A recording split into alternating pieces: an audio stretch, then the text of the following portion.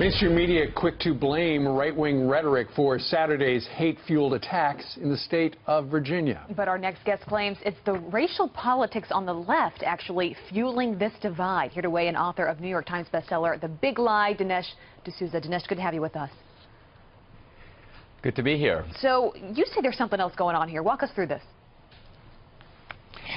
Well, the media is drawing the lesson from Charlottesville that Trump's hateful rhetoric, his racist rhetoric, is partly responsible for this. And Trump is accused of being like Hitler, making a kind of a racist attack on immigrants. Now, the key point is that for Trump, the distinction is between legal immigrants and illegals.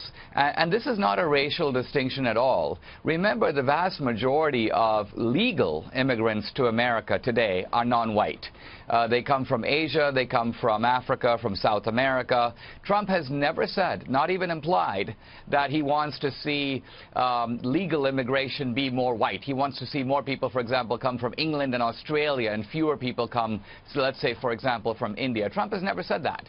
On the other side of the aisle, if you think of Hitler, Hitler wasn't even talking about immigrants. The Jews in Germany were German citizens. And so for Hitler, the distinction was inside of Germany between what he considered to be the superior Nordics and the sort of inferior Jews. And so there's simply no valid analogy here between Trump and Hitler on this racial point at all. Dinesh, a lot of his critics will also say that when he talks about America first or Americanism, that's a dog whistle for white nationalism. What he really means is white people. What's your take on that?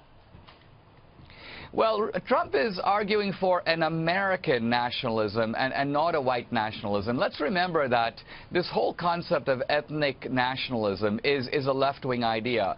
The Democratic Party invented white nationalism, and the Democratic Party invented black nationalism. Now, interestingly, today, the way that the progressive Democrats have constructed their sort of multicultural totem pole, they encourage every form of ethnic nationalism except white nationalism. And so they encourage black nationalism and Hispanic nationalism, Asian nationalism, but somehow the white guy is not welcome at the multicultural picnic. This, I think, actually explains why these white nationalists, who really belong in the Democratic Party, are in a sense politically homeless, because if they show up at the multicultural picnic, they're Satan. All right. Dinesh D'Souza, author of The Big Lie, joining us today from Thank LA. you, sir. Thank you very much, Dinesh.